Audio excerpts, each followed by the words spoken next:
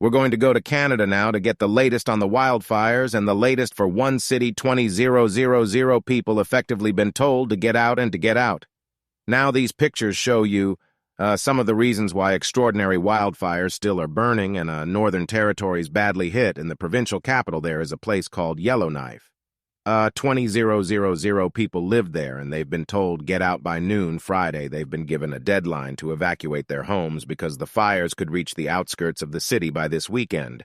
So they've been given the deadline there of Friday. Some people had been leaving already. We can take a look at a picture of the queues on the motorway, basically way in and out. And there have been cars. We can't bring you those pictures right now, but some people have been leaving already. The background to all this is that for Canada, this is the worst wildfire season on record, 1,100 fires of burning as of Wednesday. Let's get the very latest. Let's go to Sarah Admin Oak, who's their journalist for CBC and North.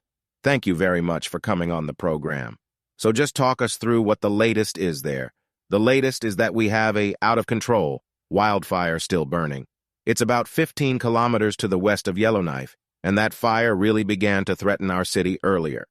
This week, we saw this unprecedented evacuation order for our city of 20,000 people. I'm one of the people who did get out quite early. And now we're kind of waiting to see what happens with that fire and how all of these people are going to get to safety, which is rather far away. Yellowknife is a very remote community on the north side of Great Slave Lake. It's a tremendously long drive to get to any of the evacuation centers. The closest that's been established so far for people driving is over 1,000 kilometers by car, so a huge distance. What will just talk us through what the personal decision was for you. What things were you weighing up? I actually was on vacation at the time. I wasn't reporting, and I have 2 children. And I had read earlier in the spring the book Fire Weather by John Valiant, who talks about this very thing. The issue of climate driving greater, hotter, and more dangerous wildfires that effectively can't be stopped without massive amounts of rain or otherwise some sort of act of God. So I felt fearful, and I booked flights. And the day that I landed in Calgary, that's where I am now. That night the first evacuation alert was announced for parts of Yellowknife, and the next day the whole city was ordered to get out. And just how unusual is this for people living there? It's so striking. I moved to Yellowknife in 2013. Summer was a terrible, terrible year of fires. It's remembered now as the summer of smoke. We had fires burning all over the territory. It was relentless. Fire tankers were in the sky at all hours of the day, and that season, looking back on it, was extremely mild compared to what we're seeing. Now we saw a total of 1 community evacuated briefly in 2014. It was a community of about 40 people. They just received another evacuation alert this morning to get out now for their own safety. But that was it.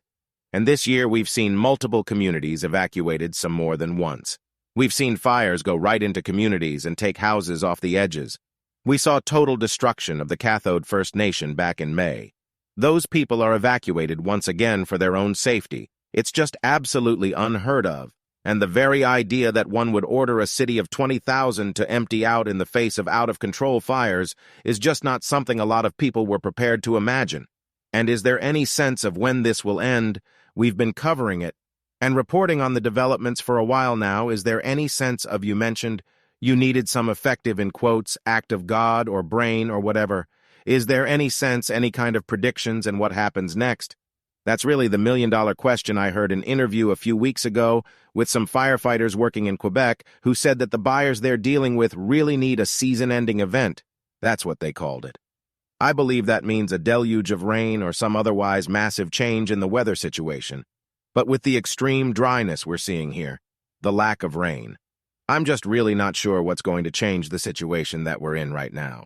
Okay, well, we really appreciate your time and your expertise in giving us a clearer picture about what is happening there. Thank you very much for going on the program. Thank you.